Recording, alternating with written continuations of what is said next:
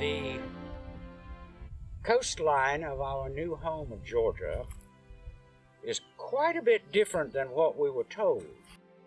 The reports that we get back to England as we are considering the location for the new colony and how it will come about come to us from people in South Carolina. And we are assured that this is the most delightful place on the universe, that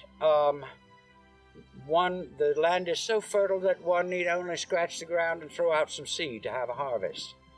And so we come to Georgia with the greatest of expectations, only to find that it falls quite a bit short of what we were told. Much of the coastal area is salt marsh, completely unusable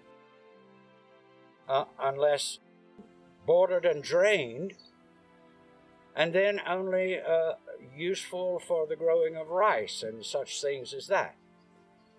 A great deal of the rest of it is what would be known as pine barren.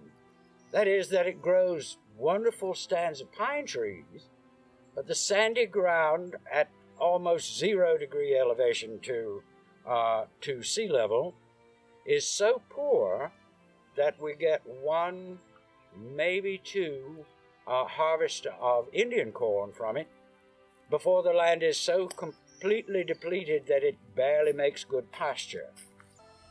To this, we have to add the humidity of the area. People coming here from England would not believe what this place is really like.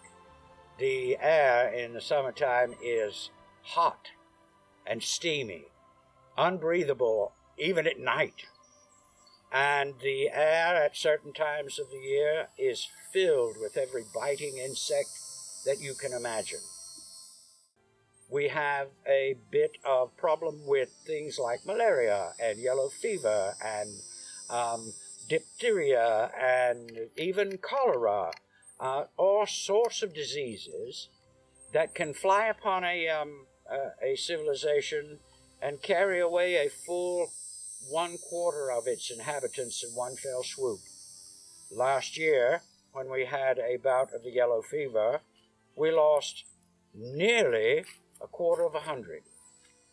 This is unacceptable, but at the same time, we must continue to further our endeavors if we are to continue the 13th colony.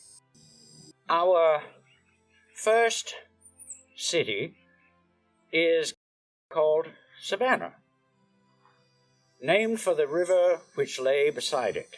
Now it is a few miles in from the open ocean, with Tybee Island laying at the mouth of the river, with public spaces called squares and with extra areas along those squares for each and every ward to have a church. So there will be public areas all around. Now the typical deserving poor person who is brought upon the charity to the colony of Georgia is going to be given 50 acres of land.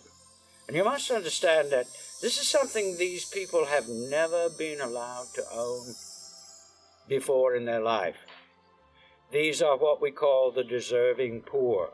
Those originally considered debtors, prisoners, that was the original idea, was to bring these people over and give them everything that they need for starting their life all over again, running upon the blessings of the charity, the money to be brought from public and private donation with very little government influence, as well as the Board of Trade. The colony of Georgia is the very first charitable colony that I know of in history.